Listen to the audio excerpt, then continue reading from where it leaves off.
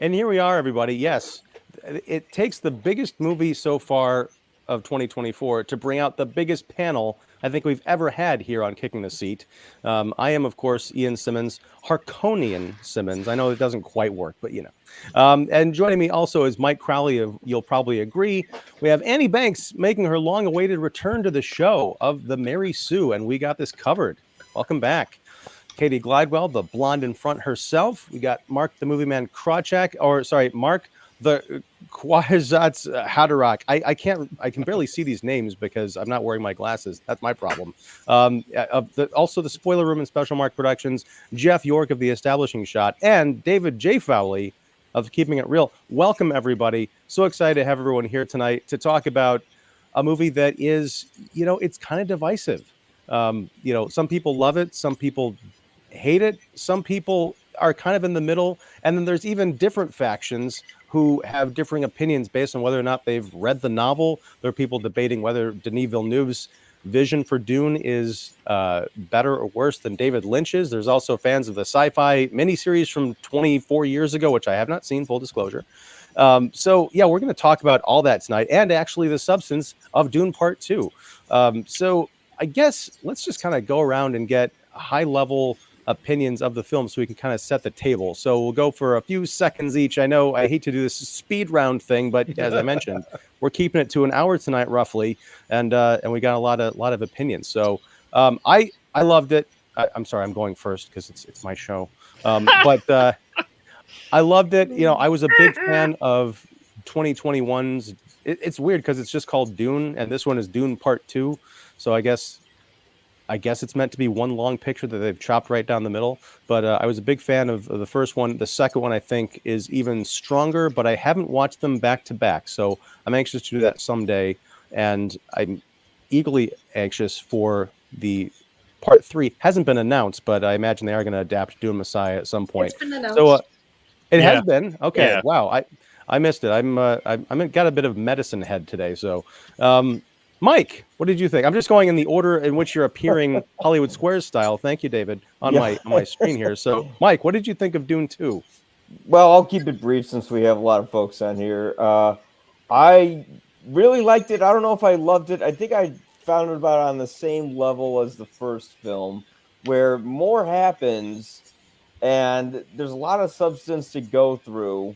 Where I think there's a lot of lore where if you're not familiar with the novels, you're probably not familiar with what they're doing. But what you do get, just like the books do, is that it's telling you about the story about how we shouldn't believe in false prophets because they bring up holy wars and things that we don't want to have. They're basically going, if we start praying to messiahs, we're basically going to fall apart. And it carries along Frank Herbert's themes, from what I understand from those who read the book. And it's something where I didn't think a mainstream film could take something so complicated and make it so approachable. Because when I watched the David Lynch film, I I couldn't tell who was who. I couldn't tell who the Harkonnens were or the Atreides or anything. You got it right away in part one. In part two, you get more into Paul's relationship with who's Zendaya's character's name? Johnny. Shani. Johnny. Thank Shani. you. Yeah, Shani. Yeah, you Shani. get Let's do you it for kind of Shani. you see how their relationship develops and then kind of falls apart when. And should we just throw up spoilers or? Oh, yeah, Yeah. I guess we can do that. David, I hope this doesn't make it disappear. I don't know what. I hope it does. Oh, nice. Yeah. Oh, okay. Oh, It comes in man. right underneath it. Didn't Okay, work. good. Hey. Yeah, yeah. It shows basically once he betrays her and then he decides to marry the basically the princess of Arrakis. You see how he ends up wanting to get power more than anything, and yeah, it's a story about believing in messiahs and what religion can basically do to you. And it doesn't end on a high kind of bullshit note that the David Lynch version had, where I think everyone was real happy in the end and it all worked out great. And even if you heard about Jordan Yorlowski's version of June, uh, that one was going to end on a very ridiculous note where there's going to be flowers blossoming and everyone was going to get along. And this actually follows something where It opens the path for Dune Messiah. I heard it gets really strange in it. So something about Paul turning into a sandworm himself. That's like book Well- 4 or 5, I think. 3 is Well, like we'll- the last normal one. We'll get into we'll get into all that stuff later. So yeah, I just want to not to cut you off, Mike, but I just want to get the kind of the high levels, just so we're kind of setting the table here. I'd say I Cool. loved it because it was approachable, and it's something that you got to see again and again because there's just so much in it that you can't miss out on it. And also round the clock, great performances. Austin Butler especially, although I don't buy Timothee Chalamet as a prophet at all. All right, that's it. All right, Annie. I actually was incredibly sold on Timothée Chalamet's performance as the Muad'Dib. I was very skeptical of his casting in the first one. I didn't really resonate with the first Dune. This one just exceeded my expectations, and I totally understand why the novels had such an intense following, and I can see why this series has such a promising future. I know many folks have related it to seeing The Empire Strikes Back in theaters. I get that phenomenon. I fully understand that excitement. I'm very optimistic about Dune Messiah, and I look forward to seeing how the cinematic universe will branch out as it approaches the Bene Gesserit television series. So I liked it. It wasn't perfect, but it definitely reeled me in, and it emphasized what's so fantastic about this concept as a whole. For sure. All right, Katie.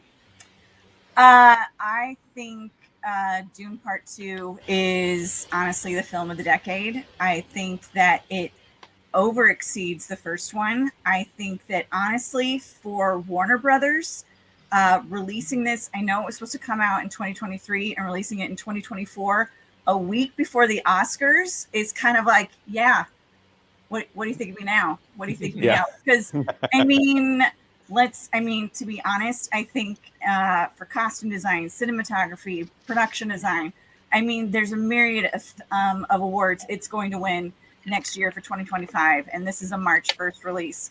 I think that I had no issue with Timothée Chalamet up until I think Timothée Chalamet and Zendaya's performances actually kind of got weak the last 30 minutes of the film. Up until that, I thought they were great, but I love Austin Butler's performance. I love Rebecca Ferguson's arc in this, especially Lady Jessica, seeing the first one today and also the other Dune. I like that there's not that labia sperm worm that's in David Lynch's Dune. They're called navigators, Katie. Navigators. Okay, if that's what you want to call them, I know what I saw. But it's very interesting. I'm glad in this new one, but I think this is just a cinematic experience of the year. I feel like I have a master's in theology after watching this 2 times, and I'm planning on watching it again in 4DX on Friday. Whoa. Do they replicate sand? Do they throw like little cinnamon crystals at you or something? You know what? I don't know. I mean, it's like I saw it in Dolby the first time. You can't get her hand out of that popcorn bucket. Yeah, I've got 2. And I know in IMAX, it's just, that's the way to see it. So I just want to experience it, as many times as I can.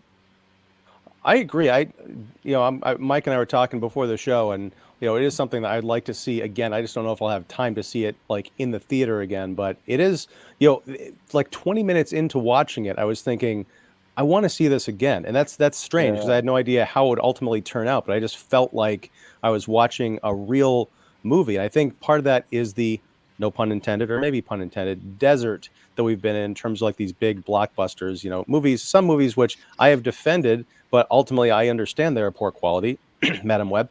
But yeah, it's like the adults are back in the room. Speaking of adults, I don't know what that was. Mark, what did you think? I am far from an adult. You're not wearing a Batman cap. This is a Warner Brothers movie, man. Come on, represent. I know. Well, no, it's not a superhero movie though. But I dug it. I like Denis Villeneuve. I enjoyed the first one. I'm not as blown away as many and mad props to everybody. I know Katie, I know a friend of mine, Derek Carey, filmmaker, who is a big Dune fan, who was just in love with this movie. So he shares your energy with this film. I enjoyed it. As far as films go, and I gave it a high rating because it is probably one of the best crafted films to come out in quite some time. And so that's why I kind of went with the high rating. Me personally, if we want to get to that part, I thought it was all right, but I wasn't like floored by it. There were some problems I had with it. And especially when we get to the ending, I felt it was a bit rushed, and it goes, hey, look, we're a middle movie. You know, and I kind of didn't want that from this. I knew there was probably talks of a third one, but I kind of didn't want that with this. And the way it did end kind of left me kind of like, oh, and I felt a little robbed. So, but I mean, overall, it's still, as far as films to have come out recently, probably one of the best crafted ones of a lot. And that's why I rated it high for the most part. And I was entertained. I just think that like the last 20 minutes or so feel as whirlwind as the 1984 Dune. And I love the 1984 Dune. I will stand on that hill. I love that movie. I actually enjoyed that one more than these in some ways. But yeah, overall, solid film for the last, I would say, a while. We haven't gotten a film like this. So I want to pull over just real quick to bring something up. Maybe we can talk about it later in the show, but involving that ending, because, yeah, I think this is what I was talking about at the top of the episode. Part of this depends on if you've read the book, if you're familiar with how this movie ends, because the first Dune novel does not have a tidy resolution. It naturally will lead into follow-up stories.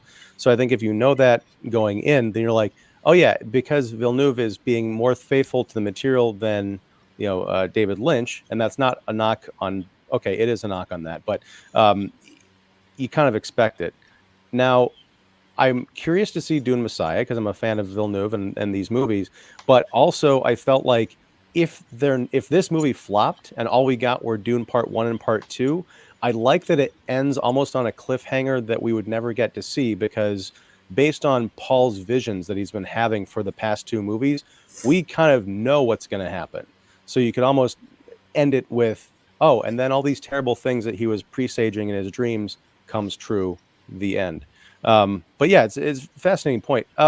Jeff, what did you make of Dune 2? Well, to build on your thought there for a second, Ian, I would argue that in some respects, the ending of this does sort of conclude in its way, just as the book did. And that is, we have already got a clue into the fact that power changes people, and that Paul has turned his back on Chani for the sake of that power, and consolidating what he thinks is going to bring the galaxy together, but it doesn't. That's the thing, is the new regime always thinks they've got all the answers, and everybody's going to fall in line. It's all going to be roses and lollipops, but it isn't. And I think it's telling that at the very end, it's the message of the story is not only does power corrupt, but the war goes on. It's not a very long-lasting victory. When Gurney tells him that the other houses are not falling in line, it's like, okay, we've got a holy war now, and we're going to be fighting some more. And it seemed like when getting rid of the Emperor and Harkonnen, the Baron was probably a good thing for everybody. It certainly was for the Fremen, but at the end of the day, now there's all these other battles to go on. Having said all that, just about where the story ends and goes, having read the books and knowing what's coming up in Messiah, I give all the same props that everybody's done, so I won't repeat all that. But what amazed me most about this, and I think this is the difficult part of translating this, is not only condensing this big monolithic story into something that's cogent and easy to follow and sort of understand what they're trying to say with these characters with all the crazy names and houses and different power grabs and stuff. But it is a film about religion and power, and they do not shirk from that. They do not go for good times and happy, cheering sort of scenes. The scenes in here are brutal. They end with bodies all being dumped on a pyre and turned on lit on fire. It's ugly and mean and tough, and Lady Jessica is just kind of this evil sorceress. Did you notice in the one scene where they're traveling south in the third act, when the hatch is put down on her basket, that it looks like a serpent's head? I mean, I love those kind of little art direction touches in this that aren't really underlined, but they're there. And just some of those kinds of significant things that, again, underline the fact that this is dark material. And Villeneuve has leaned into it. He has not shied away from that. By the end of this movie, Paul Atreides is betray Chani and become very brutal and tough and sort of grown into an adult. In the books, it's more clear that they're teenagers. Even Fade Ratha is a teenager in that one. Or here they're a little bit older, but still young men. So for me, that's what's kind of incredible about this. I think it has mass appeal. It's an epic. It's gorgeous to look at and well produced and acted, but it's a dark story, and they don't shy away from that.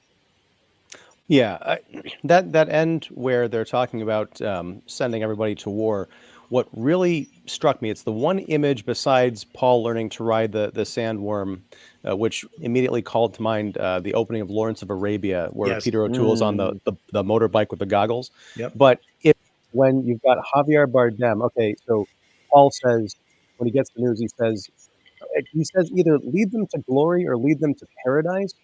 And you've got Stilgar, Javier Bardem's character, the true fanatic, the true believer, right? Like, yeah, and he's like, I can't remember if it was a slow motion shot, but it might as well have been of like leading onto the ships.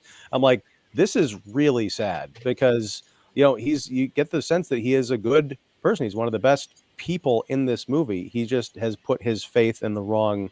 In the, it's not even really the false prophet. It is the prophet. It's just, I think people have misinterpreted the message. It's kind of like going back to Star Wars, which I know came after Dune, but the idea of bringing balance to the Force. Everyone thought, oh, this is great. We're going to bring balance to the Force. But what does that mean?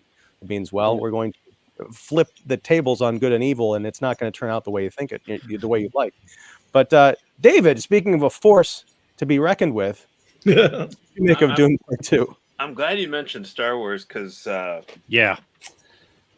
in my review for Dune Part 2, I briefly mentioned Attack of the Clones, and mainly because I mentioned that I'm so grateful that the chemistry between Chalamet and Zendaya is much better than Anakin and Padme in Attack of the Clones.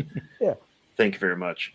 That being said, the reason I brought that up in my review is, well, I'll get to that later. But so, high level, brief. I watched this with my 17-year-old daughter. At the end, she was just like, "This is my Star Wars again, Star Wars."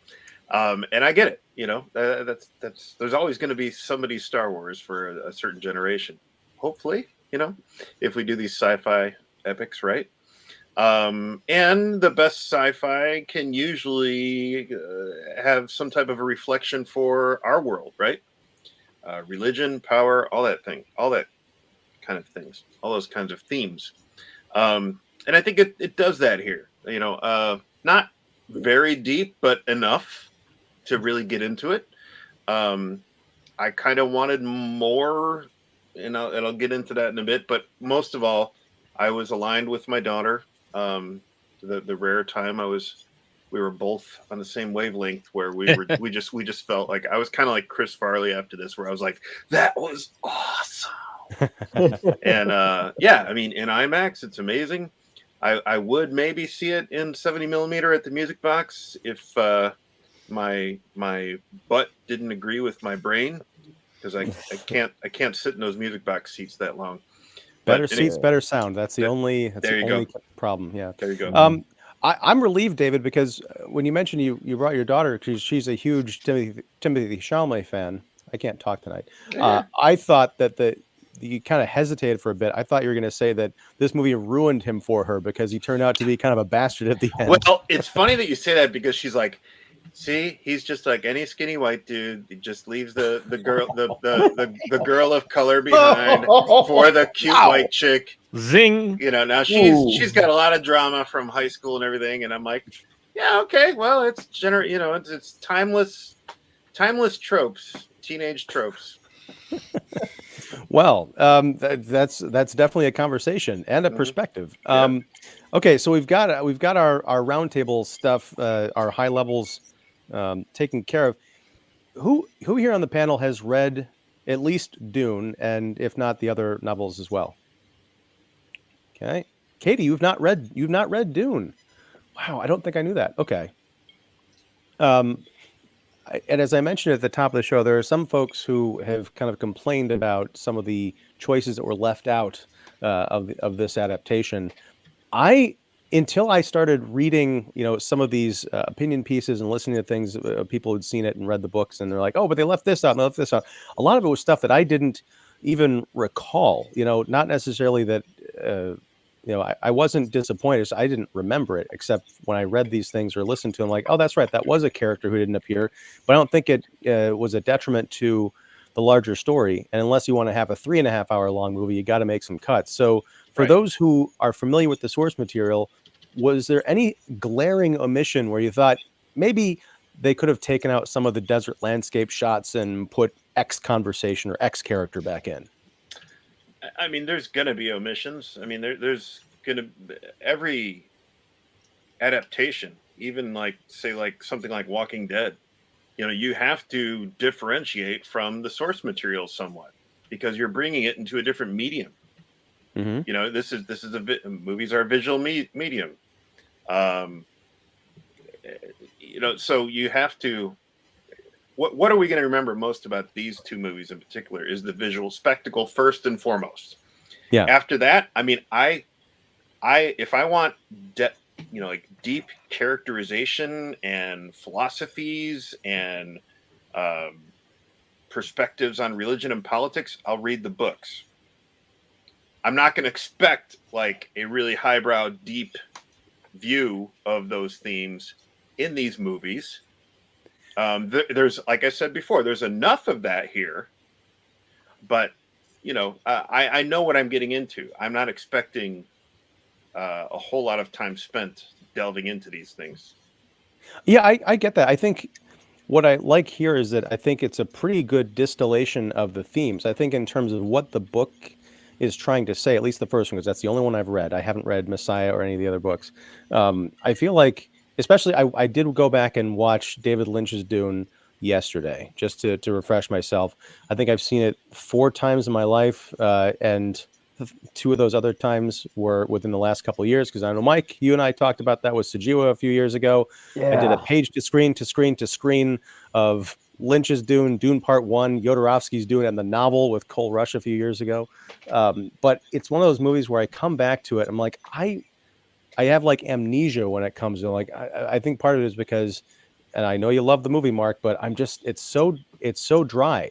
And I think the difference between Villeneuve's Dune and this movie's Dune, and Lynch's Dune, is it can be summed up in Patrick Stewart's performance as Gurney Halleck in David Lynch's Dune. You've got a kind of a stoic character in the form of Patrick Stewart. You watch him in that movie, and just like everybody else in that film, Kyle MacLachlan, pretty much anybody in that movie, they're just so stiff. It's like they don't understand how to act in science fiction. Someone told them, oh, this is very serious science fiction. It's based on groundbreaking books. We're all going to take this very seriously and Shakespearean-like. Then you look at Patrick Stewart in Star Trek The Next Generation, where you've got a very serious, classically trained actor who also feels like an actual human being. And I think that's what Villeneuve translates over into this movie. I think the big benefit of Part 2 is Javier Bardem's character, who's very funny. He introduces the notion of humor really into this movie. I mean, there was some lightness, I think, with Jason Momoa and Timothee Chalamet's repartee in the first part. But yeah, unlike the other adaptation, and even unlike reading the novel, which I loved, I felt like watching this version, I was seeing recognizable people in a completely fantastical situation, dealing with things that reverberate back into our reality, which is a lot of bouncing around. Speaking of bouncing around, I'm going to pull over and take this super chat. I might disappear. From our good friend Petty. Oh gosh, Petty, you are almost literally making David disappear. That's right. ARS 2,000,000. 2,000, yes. 2,000. It's Argentinian dollars, yes. Hello, everyone. It's very nice to see everyone together in Alive. It is a movie visually striking film, but the characters lack development, which goes hand in hand with Villeneuve, who says he hates the dialogue. Don't you think?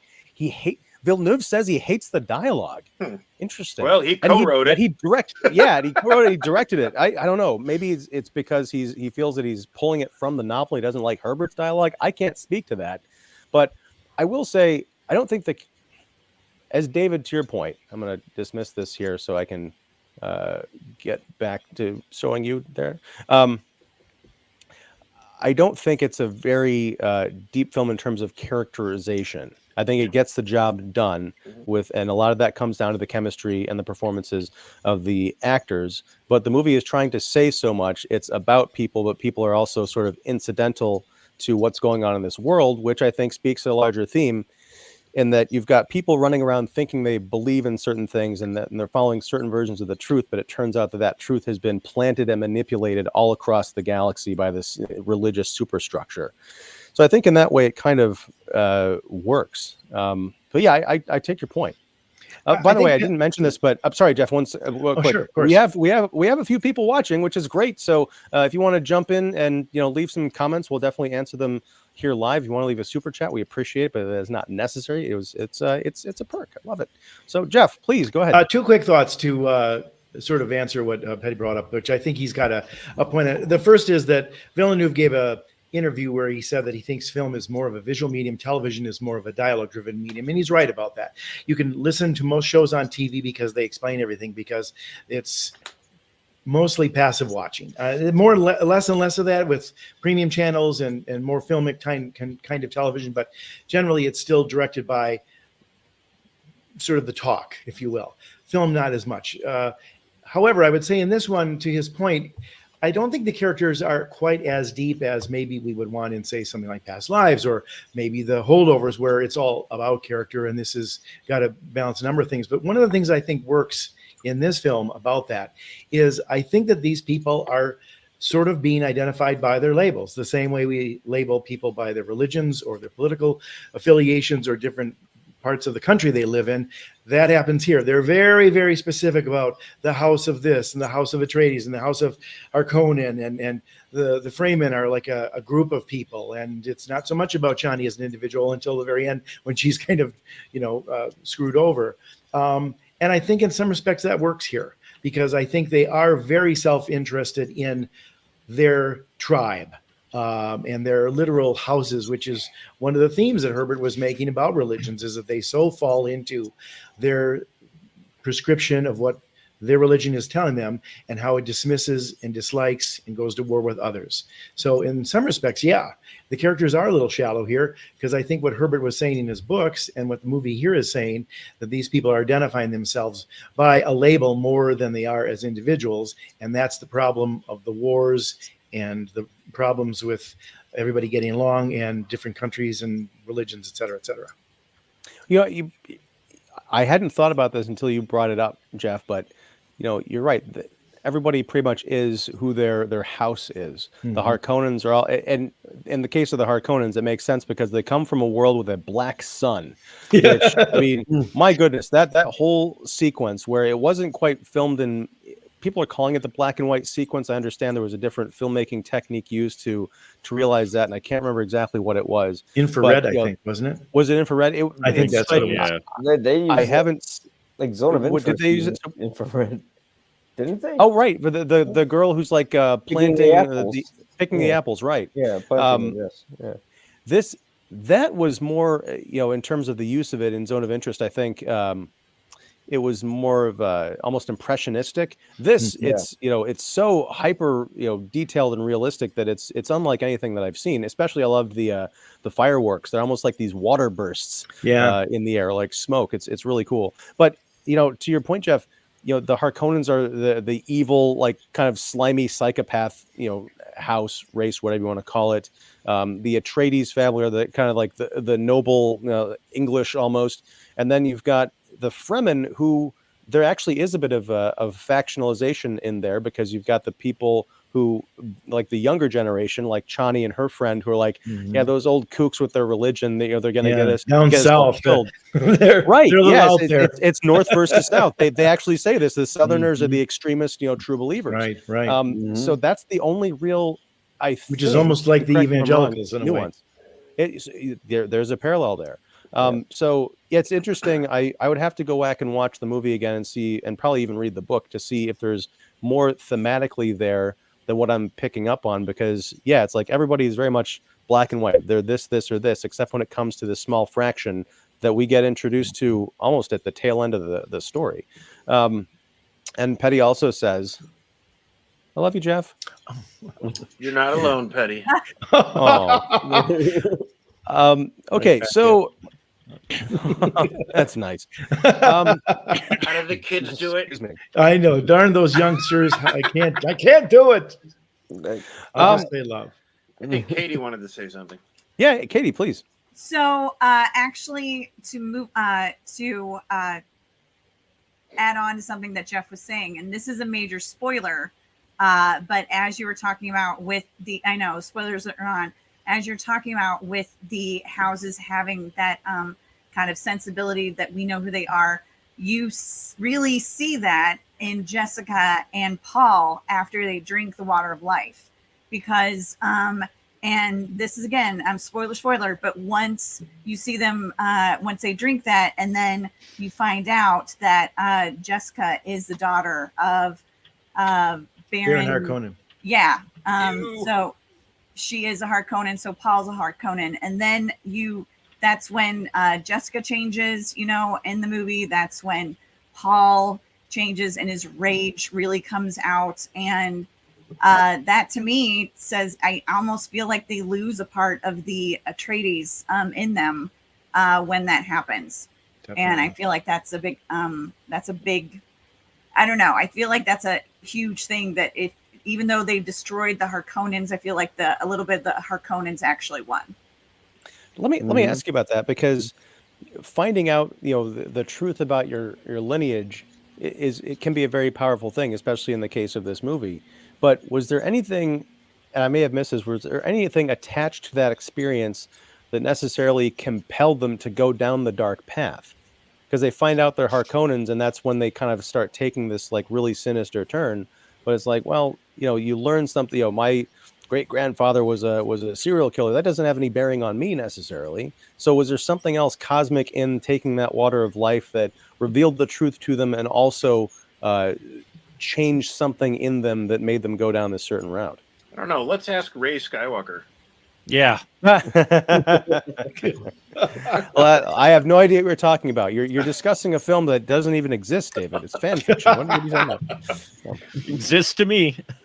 Well, and David, it's funny that you mentioned the Attack of the Clones, because when we're on Getty Prime and we meet Austin Butler's character for the first time, all I could think of was Attack of the Clones. And I was like, and this is how, if you're gonna copy that, this is the way to do it, because it's like, wow. But yeah.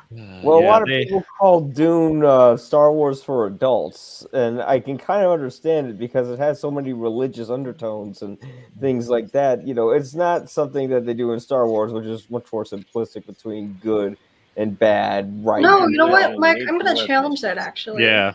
I definitely will. We all know that Star Wars was very directly influenced by Dune. If you compare Anakin Skywalker to Paul Atreides, oh yeah, that's the same thing. Parallel. Again, with the chosen one trope, Jesus Christ in metaphor. Sand planet. I wouldn't say that there's no religion in Star Wars. The Jedi were a religious order. If you really paid attention to the series and understood that background, as they came from monks and Taoist belief, as can be said with the Bene Gesserit, kind of reflecting Catholic nuns in those similar orders. So I think that it's a little presumptuous to say that Star Wars doesn't have any religious background. It does. But I didn't mean to say that. It does have religious background, absolutely. With the Jedi, how they're sitting on a high skyscraper above everyone else, and they're the ones that everyone basically looks up to, but they're not exactly, if you watch the Clone Wars, they're not perfect, to say the least. But yeah, I didn't mean to say it like that. I was just saying the approach to this material is far more geared towards adults than it is with Star Wars, which is geared towards children, but holds the same tropes because Star Wars is basically directly inspired by Frank Herbert's material. Yeah, that's the way that I interpreted what you're saying, too, Mike. It's almost this weird circular, I don't even know what shape it is, logic. You've got Dune, and then you've got Star Wars, which came out, then I think it was the next decade, because Dune was written in this, I think it was written in the 60s, wasn't it? 65. Yeah. 65. So Yeah. then 12 years later, you've got, George Lucas's Star Wars. I can very much see reading a dense book for, adults, like literate sci-fi people, and saying, I love this. I love the themes. How can I make this appeal to a mass audience and, make it clear that I'm not ripping off Dune? I think that's what Star Wars is.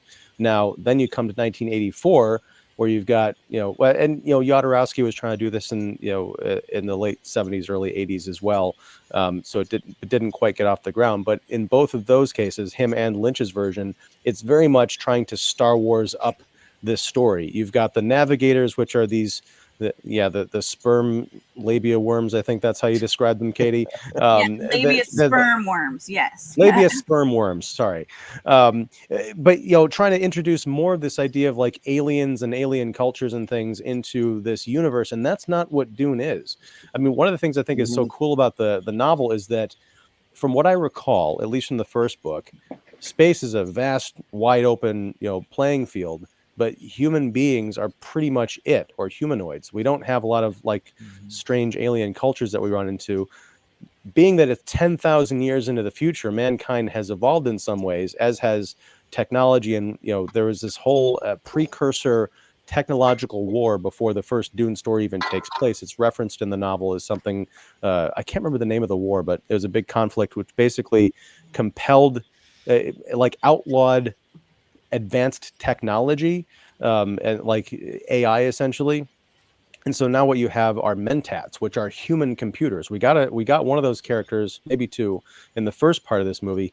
He kind of disappears in part two, but essentially for people who need to do like complex calculations and all this knowledge that they would basically use on an iPhone today, they've got people who are trained to be that, which I think is really cool. But so the Star Warsification of Dune in 1984, that's what we saw. And that doesn't quite work because you're trying to cram this, Denis Villeneuve got it mostly right by telling the story in like 6 hours. David Lynch tried to do it in 207, and it's just all convoluted and strange. And that's what's so frustrating about watching Lynch's Dune yesterday was he touches on some of these things, but he never goes quite far enough. Yes, the Bene Gesserit are these kind of like space nuns, I think, as you put it, Annie, but they don't really get into much into the concubine nature of it, the planting the religious ideas throughout the universe. I mean, I think they mention it once or twice, maybe even just once, but really getting into what this means for the characters and the cultures, Villeneuve knocks it out of the park, I think. Hold on, we got more from Petty. The difference that exists between Dune and Star Wars is the same that exists between Game of Thrones and Lord of the Rings, or could it be? Now, in full disclosure, I've only watched one episode of Game of Thrones. I am not familiar with the TV series or the books. Yeah, Katie, I accept your dropped jawed shock, and it's one of those things I got to catch up with. I watched the Red Wedding episode because it's all anyone was talking about for a month when that came out. If it was reality TV, wow. Ian would have watched it by now. Yeah. No, Yeah. no, David. Only if it was within the 90 days television universe. Okay, Correction. gotcha. All right, Yes. sorry. I take offense to that. No. But no, I mean, so I'll open that up to the panel, like, because not being familiar with it, what do you make of that contrast between Lord of the Rings and Game of Thrones?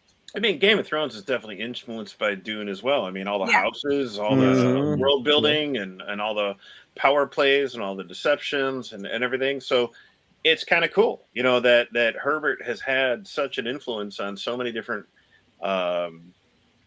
writers and different mediums. So yeah, you could totally say that. But I think at the same time, I feel like Tolkien and Herbert are kind of contemporaries in a way. So I don't know if I would straight up say Lord of the Rings is similar to Star Wars, because I feel like Star Wars is not science fiction, it's space opera, and Lord of the Rings is fantasy. Star Trek science fiction, Star Wars is space opera, and that's fine. space fantasy. But they do have sort of similar, even though they're in Hero's almost Journey. different genres. Yeah, Hero's Journey. Yeah, the kind of the beats, the storytelling beats. Sure. Yeah. And Game of Thrones ended with arguably the character that you kind of most want to succeed going crazy and becoming a very unworthy leader or claim to the throne. I think some people hated that, and maybe that's not where Martin wanted to take it. But I think what the show did with Danny is a similar trajectory of ultimately where Paul is going with sort of his claim to fame and his sense of hubris and power as well. So there are those similar comparisons. I would also say to Petty, in some respects, all of those are dissertations on power and overreach, and sort of one person's candy is another man's poison, if you will, because ultimately I think power corrupts, and it shows that in some way, shape, or form throughout most of those. I mean, certainly Lord of the Rings is about that. The ring turns, everybody into a little bit of a crazed maniac. The one thing I was just going to say too, if you don't mind me just saying it, because I'm a fan of all of it, the books, the miniseries that was on Sci-Fi with William Hurt, even the Lynch film. I think what hurts any of these kind of spectacles is time, because they need longer to tell the stories. There's so many good things that David Lynch did in his Dune, but I think he was up against a time frame that was not going to allow him to really succeed. And ultimately, for me, when I saw it, knowing the book, having read it in college a few years earlier than that, I was impressed by so much of it. But then also after a point, and I don't know, I'm curious to know what you think about this, Mark, because I know you love it.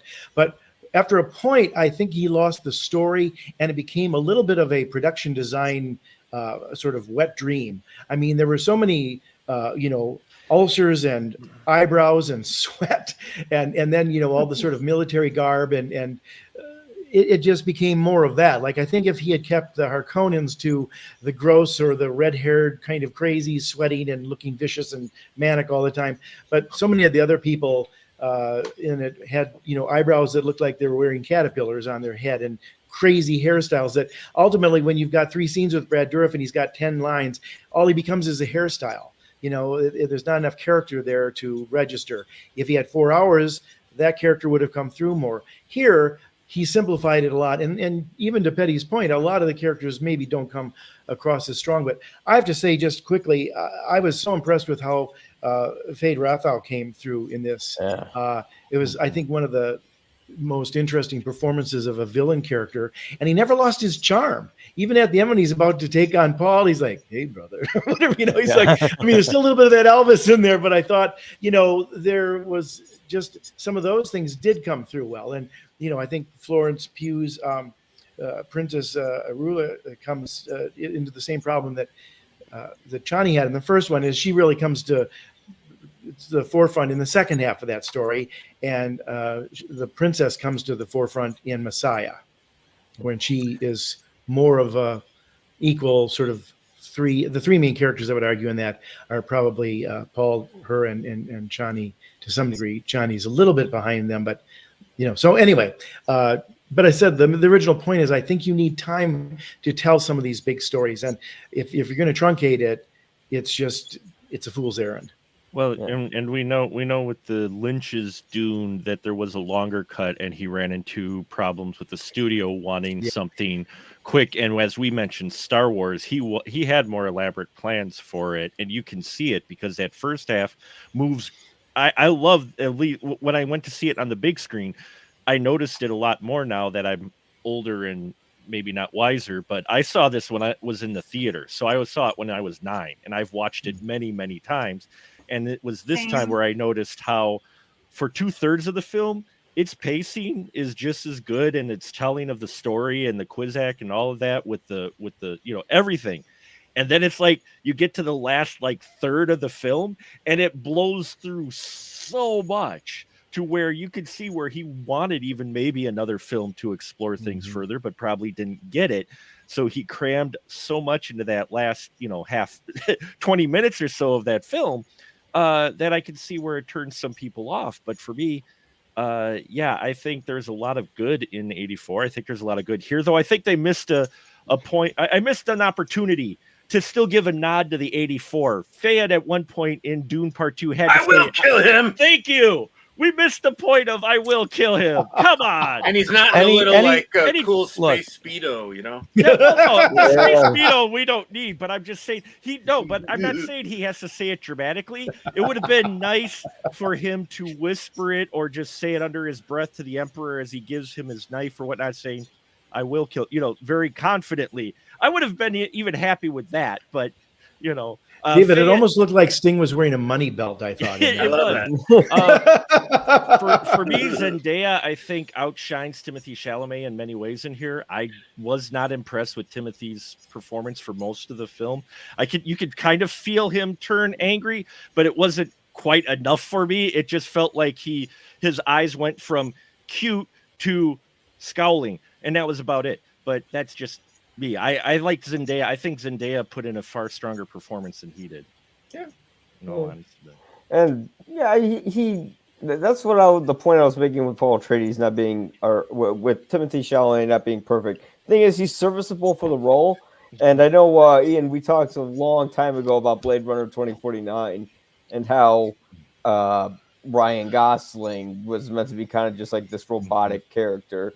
And it was, basically fitting for that role. Although I think Ian thought it was a little too robotic, which I can understand. With Paul Atreides, with Timothée Chalamet, he has to do a lot of brooding, and so the scenery can be believable, and he does that to a degree that makes it sellable. But when he has to elevate it, especially when he becomes real power hungry in the end, you don't quite buy it. He's Yeah, he's I just a I little liked his. too over the top. Yeah, it is that kind of like small mouse who thinks he's a lion syndrome. When he's rallying the troops and all that. But I mean, honestly, Kyle MacLachlan had the same problem in Dune '84. It's a very hard. Yeah. It's a very hard line to toe, especially because I think in both instances, Paul Atreides was a spoiled aristocratic kid. He was essentially what we know of him, a good kid, but then he's thrust into this situation where everything is taken from him, and he all of a sudden becomes a rebel against the only government that he's ever known, and then he becomes revolutionary, and then he becomes a dark messiah. So there's a lot to balance there, and I think that he's not quite a blank slate, but I think he does just what is called for. I would say yes, he, and also Katie, I talked a bit about this a little bit ago with you in chat. But I had two issues with the movie that I don't think can be put down to Villeneuve or anybody involved. I think they were just me. And those are performances. One is sometimes Timothée Chalamet is a little bit spotty, but the other is Dave Bautista, man. I still don't get it. I think he's good in the Guardians of the Galaxy movies, but I feel like he's a guy that is serviceable, and I'm being very generous there, in almost everything he's in. I think it's a lot of his low expectations, like, wow, the wrestler can act. I'm like, yeah. But, I thought he was particularly not good in this movie. He was unintentionally comical here. Yeah. I mean, he's good in Cabin in the Woods. Or is that? Yeah. Not Cabin. Yeah, that's the one. Yeah. That's one. I really liked him in that. He would have been great in Cabin in the Woods, actually. Yeah. But and he was good in Blade Runner 2049. Yeah. Arguably. And I just feel like, and again, going back to David Lynch's Dune, there's more for that character to do in that movie with portrayed by Paul Smith, who played Bluto in Popeye. Yes, he did. But I mean, and also the groundskeeper in Pieces. Pieces, yes. I just feel like, I don't know. Again, it's clear that Villeneuve is seeing this as a visual medium, is not giving. The cast is so big, it's not giving a whole lot of, chewy screen time, scenery chewing screen time to some of these villains that could have been, given. I would say, as far as the cast, the most woefully miscast. I knew it. I know what you say. You gotta say it. I know. Yeah. You gotta say it. It's Christopher Walken. Christopher Walken. I mean, what is he doing here? What is he doing? He looks I like Looking did- tired. He's just looking Staring. tired. He's staring I at what I he's doing. did point Like- that out in my review. He looks like he just stumbled on the set. You Yeah. know, he just like, looks dang. exhausted. And I Yeah. kept on wondering, like, okay, let's recast him. Well, who could we? I don't know, Ed Harris or something. It's like, Ooh, yeah. Oh, that's an interesting choice. Yeah, that actually. Ed Harris could have worked. He could have pulled off the age a Jeff little bit. Bridges. I don't know. I mean, that's the one thing that was lacking where the Emperor showed up here. I didn't even realize Walken was in it. I didn't look it up, or anything. I just went into this and I was like, wait, Walken's the Emperor? And that's because, yes, I know I'm bringing it up and I know people hate it, despise it, but the 84 Dune, the Emperor, was a pretty scary guy. He was far scarier. Well, he's Jose than- Ferrer. And Yeah. he had a great presence as an older actor. He still had that incredible voice, and he's dressed in military garb. Yeah. He looks like the kind of Mussolini who, knows what he's Emperor, doing. yeah, Where Christopher Walken kind of looks like a sleepy High Sparrow who walked in from Game of Thrones. He's in a nightgown, and it's Yeah. like, I'm waiting for the like- ghost of Christmas present. like even before he arrived in Arrakis, he's like, "What are we doing here? What backfired? What's going on? What are He you?" was a little off. It was the one part during the screening. Oh, by the way, I saw this on Friday at the Skokie Limax at noon, and it was packed. There you go. Noon Good. on a Wow. Friday, people There are you going out go. to see this movie. I was like, what did I time warp into like 7 hours into the future? But no, but it was Chalamet the one, fans. like I guess Yeah. so, but it was the one I should say the one time, but the one thing that caused audible sniggering in the theater, like whenever Christopher Walken would deliver a line, it was like, you could hear it like sparsely throughout the theater. I don't even think it was people necessarily in on the Walken joke. They're like, what is this? I mean, honestly, it'd be the same thing if like De Niro was cast as. Yeah. You can't have these veteran actors who are so well known for something else, or just I can't take that kind of. You can't take that type of threat of a character seriously. Or Gary supposed threat. Oldman. Should have got Yeah. Gary Oldman. Well, at this point, too, unfortunately, Walken has become a little bit of a caricature of himself. Yeah. Not only in the Super Bowl commercial, which was just on 2 weeks before this opened, but the numerous times on Saturday Night Live, and everybody seems to have an imitation of him. It's almost like William Shatner, who leaned into the comedy side of his persona because everybody had made fun of him for so many years. I think there's other ways that could have cast it. Thankfully, he's not in it. Still, it was a Listen, little here, blind spot. Christopher Walken would have been perfect 31 years ago. Sure. Because if you got the performance from True Romance, where he played the mobster in that one scene with Dennis Hopper, Sure. that would have been the perfect Emperor performance here. I just, again, I don't think he has it in him. But I got to say, I'm sorry, what? Sorry, I wanted to say something about Batista before we get too far away from it. Please.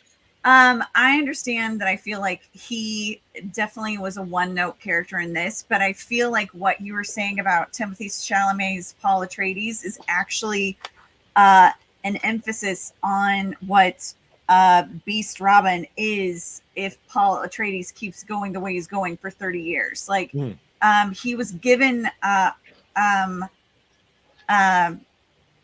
oh my God, the Fremen country. What's the planet? I just Arrakis. Arrakis? Yeah, Arrakis, he was yeah. given Arrakis. He has no finesse about himself, where his brother is the same, is on the evil spectrum, but has that finesse about him where he just like slits somebody's throat rather than having a tantrum. And that is the thing regarding his character. It's like he's just been given all of these things, and then when they're taken away, he acts like a toddler. And I feel like with Paul, I mean, he is young. Everyone calls him a young pup.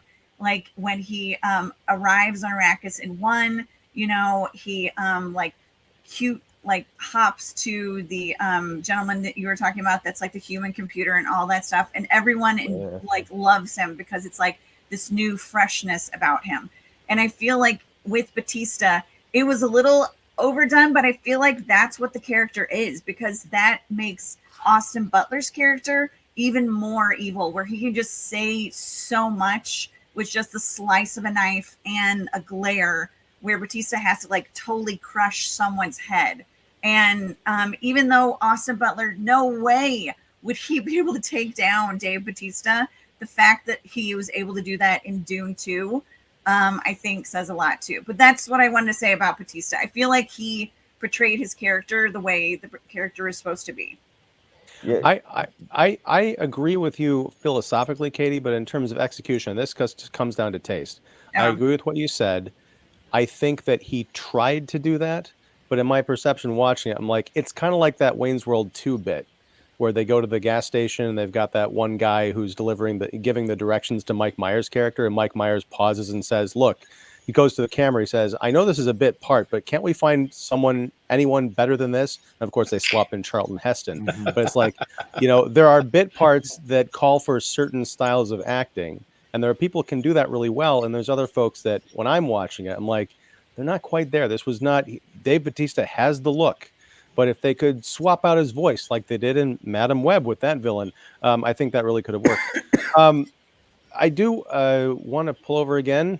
Petty, our star of the night. Jeff, if I ever get to go there, I'll buy you a beer. Are you talking about Arrakis or Chicago? Wow, thank you. And then it could have been Al Pacino, the Emperor. Can you imagine? Oh, that'd be great.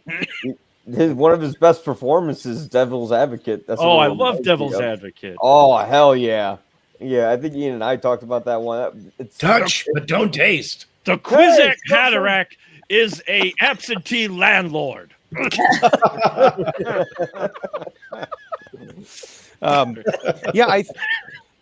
We all are quoting that movie a little too readily. Well, it's a classic. It is our generation Star Wars. I don't know. Okay, we're just about time here, gang. But the one thing I wanted to bring up, because we've talked about the production design and everything, but I was surprised, not surprised, but really elated by the action. Now, of course, because I'm a child of the 70s, I couldn't get the Empire Strikes Back out of my head.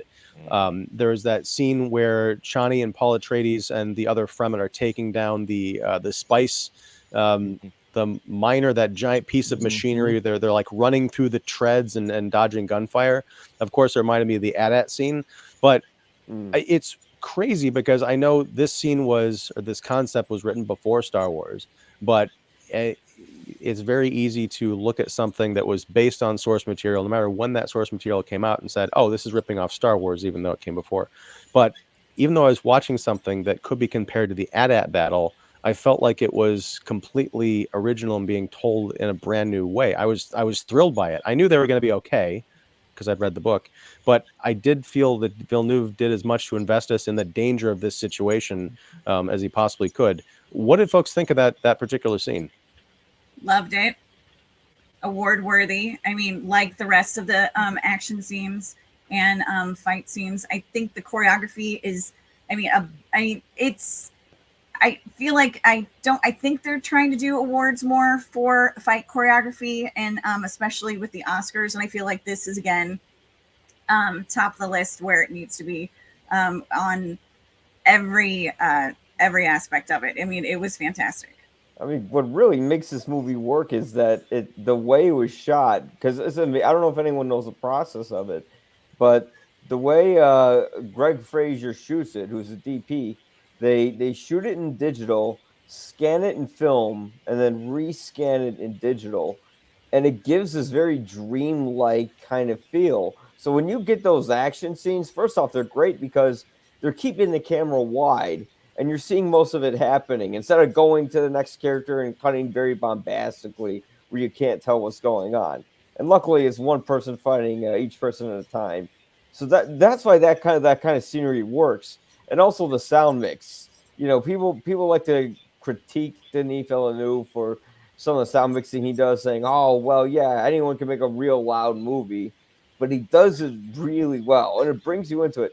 When I watched Dune, I'm like, this is probably the feeling someone has when they're reading the book. And I can see that kind of being translated. It kind of feels like a dream.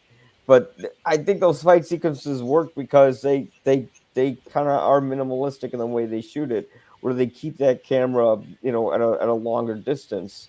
But that's what incredible stuff, how they were to pull all that shit off. He doesn't do that many quick cuts. He likes to put the characters in context, even for the general scenes where they are placed in this setting. You'd almost have to go back to the 60s Bond movies to find that kind of purity where you put the character in it and you can follow the through line because you're not hiding the fact that, you're using a stuntman or whatever else. Obviously they use stuntman here too, but it's not like Taken, which I like Taken, but Liam Neeson they had to cut 8 times for him to jump over a fence because he can't do it. Where here, the camera is pulled back so you can see the action of the characters in the context, and you can follow the line of action. It makes it more believable, and it's in many ways it's just more honest because it looks like the people are really in the scene. Very much so. All right, I got one more point to make about the Harkonnens, but also Petty came in with this super chat again with the generous $2,000 Argentinian bucks. Thank you very much. Annie and Katie, this is for you. Did you think it was good how the female protagonists of the novel were represented in the movie? That's a really good question, just because science fiction as a whole has really struggled with the concept of femininity and what it means to be a woman in a future or in a foreign land or a fictional world. I don't, there's no rhyme or reason getting it right per se. How good the female protagonists were, I think that, it depends on the character they're trying to portray. If you're portraying someone that's inherently a villain or an antagonist and you're doing that in a fantastic way, then you're doing it right, you're doing it good. But if you're distancing yourself from the character and you're doing it for like girl power or whatever, that's a totally different story. In this instance, I think that the portrayals of each character were authentic and genuine. I don't know if we can actually go into that conversation about how female protagonists are represented just because of the way they're written and the people they represent. That going back to culture and religion as well, I think that each woman in this series does represent a different reach of how women are perceived in culture and religion. So from a diversity standpoint, I think that was very honorific of Villeneuve to reflect and do it in a way that's not stereotypical or reducing them down to a certain archetype, but at the same time reflecting on the influences that built these characters and inspired their motivations. Yeah. I can't Katie. top that. I mean, Annie just nailed it. I just think that's amazing, what she said. I personally feel like with Chani's character, I like how with the Fremen, she always talks about equality and not repressing her people, but setting, the people free. And that's, the main, everything that's going on with the Messiah and the prophet. It's like, no, this is just going to, hold my people back more. I like that at least from knowing the Dune 84 to now, I like that Princess Irulan had more things to say other than Virginia Madsen. Just, I think she has the beginning part and then that's about it.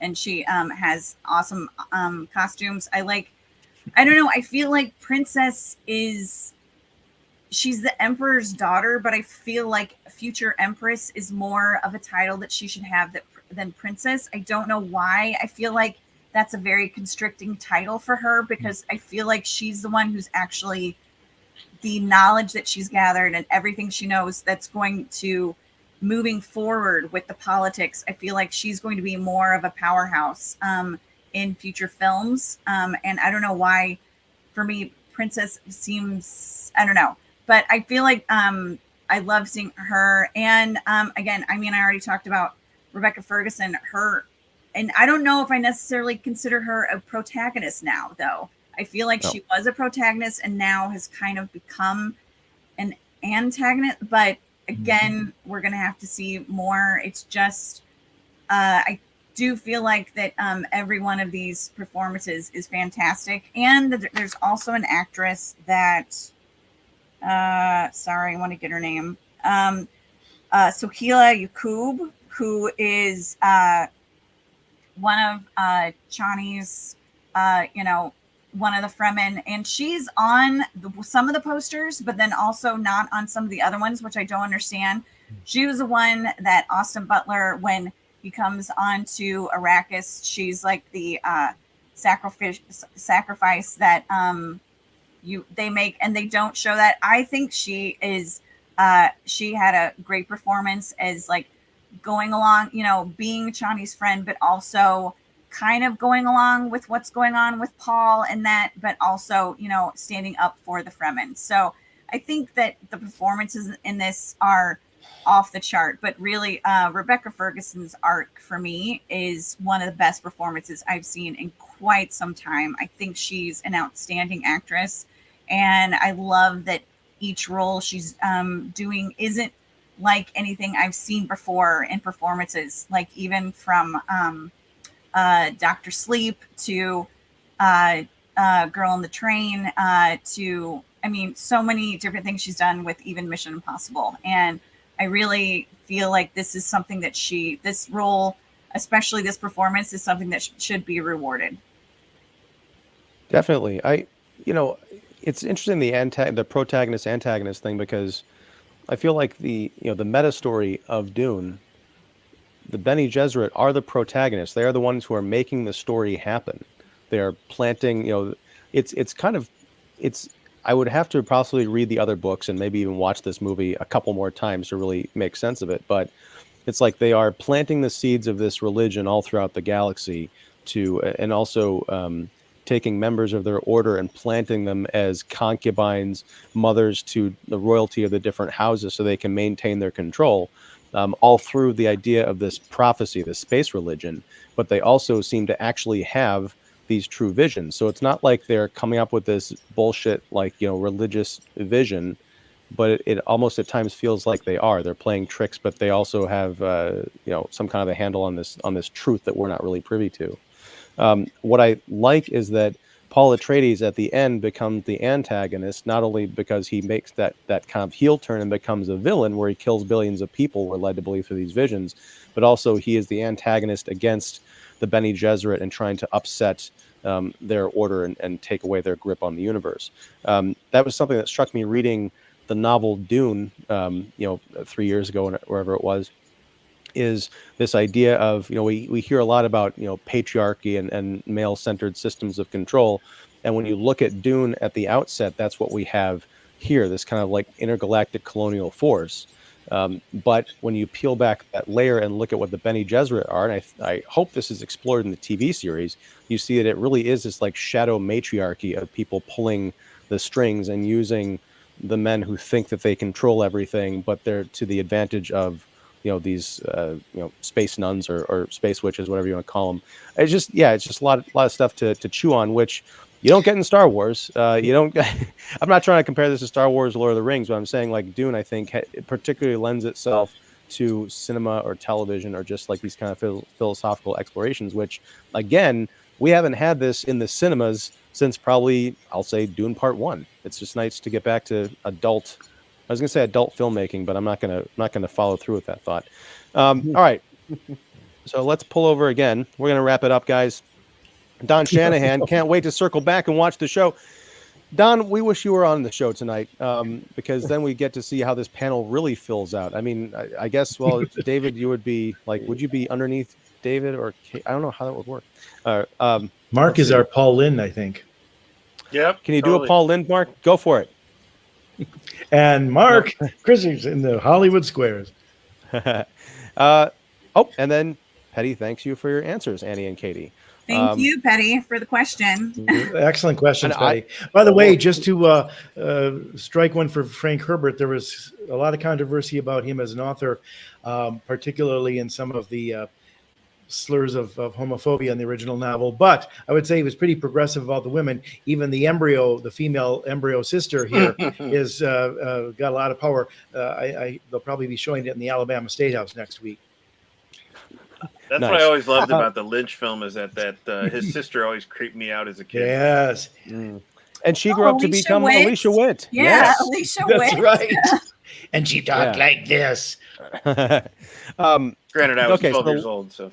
Well, the last in I'll say is that, in rewatching Lynch's Dune yesterday, I'll give you the Emperor, I think, was much better performance, but that's not hard to do with walking in this one. But also, as much as I love the Harkonnen portrayals in this, there was just something really creepy and fun about Kenneth McMillan's I can't talk tonight performance as Baron Harkonnen in that movie. I didn't like the fact that he got really screamy there towards the end, and but in the earlier scenes, it was eerie. Especially, we talked about the scene where Sting comes out of that steam bath or whatever, and he's like, Fade. He's like, dude, that's your nephew. But it's, I guess. All right. So what we're gonna do? Well, we're gonna close it out here with Petty again. Mike, I ask you because I imagine you may have much more background than me. Warhammer 40K is inspired by Dune, don't you think? I've never played Warhammer in my life, so I wouldn't know. I have actually. Okay. So ask Andy. Yeah. That way, there we go. I am relatively new to Warhammer. My friends, God bless them, new hobby every week, and then we all get dragged into it. So I'm actually working on a build of Warhammer armor at the moment. Oh, sweet! I'm very excited about it. Oh, sweet! What are you going to do that? Who knows if it'll get done? I have to I'm still working on the patterns, so it could, it could not. Don't hold me to it. I'm going to hold you to it. I want to see that. And it's between that and power armor for Fallout. So. Oh, nice. Well, you can't lose either way. Yeah, right. That being said, there's definitely some influence. Warhammer is deeply rooted in religion. You get the influence is very straightforward. Similar in the way that D&D is very influenced by religion. I think it just takes that one step further, where it leans more into the Crusaders and the religion, the Spaniards taking over and all of that. More of a European approach to it than a jihad in a way. Like Paul leads the jihad in the Holy War. Very similar. I just think it's more Catholicism than it is Islam. I hope that answers your question. Well, I gotta say, I think here's your answer to how'd you answer the question. Andy, you're the best. You don't know how much we miss you. Oh. True that. Truth. All right. Nice. Well, on that note, I think we're going to wrap it up. I know we went a little bit over, but hey, this is a long movie and we have a huge panel tonight. I can't thank you enough, everybody, for hanging out and talking Dune Part 2. There's probably a million other things we could have talked about with this movie, but maybe we'll catch up when Dune Messiah comes out at some point, starring, I imagine, Anya Taylor-Joy, who was, I heard she was in this movie. She's in it for a minute on the beach. I guess maybe they borrowed her from that Furiosa movie. She just came over one day on a lunch break. All about the sand. There you go. It's gritty and it gets places. I messed that up. Okay, so irritating gets everywhere. Yeah. There you go. All right. Well, thanks everybody. I am always Ian Simmons of Kicking the Seat, Mike Crowley of YPA Reviews. You'll probably agree. Annie Banks of the Mary Sue, and we got this covered. Katie Glidewell, the blonde in front. Mark the Movie Man Krawcheck of the Spoiler Room, Special Mark Productions. Jeff York of the Establishing Shot, and David J. Fowley of Keeping It Real. Next week, I don't think there's any other big blockbusters coming out except Kung Fu Panda 4. But I'm going to do something a little bit different. Where are my props? I don't know who wants to join me for this. But next Wednesday, 8 p.m. Central, I'm talking to somebody, maybe even just myself and y'all. Darkman recently came out on. Shit! You gotta talk. Nice. Yeah, I'm here. Yeah. Sam Raimi. All right, so I guess we got ask, man. You didn't ask. I just came up with this today. I'm like, what the hell are we talking about? So yeah, fucking elephants. What? Anyway, Darkman. So yeah, okay. Well, the enthusiasm is real. What's that? I think Mark likes that movie. A little bit. So yeah, join us back here next Wednesday, 8 p.m. Central. I promise I'll have a shorter title so my face isn't actually being bombarded by this thing. It's like I'm eating a sub sandwich or something. Anyway, gang, thanks for hanging out. Thanks everybody who watched live, especially you, Petty. Your generosity and your questions know no bounds. Thank you. If you liked this show, please like and subscribe and click the bell for notifications and all that. Support all of Earth's Mightiest Critics. Their information is down below. I'm also going to throw in, some of those conversations that I had before, like with Mike talking about Dune with Sejiwa, and my, exhaustive talk about the novel and the other adaptations with Cole Rush. And if you guys have any other reviews and stuff of Dune Part 2, I'll throw those in down there as well, probably tomorrow. But so until next time, whenever that is, whatever that is, thanks very much and take care. Let me try that again. Take care.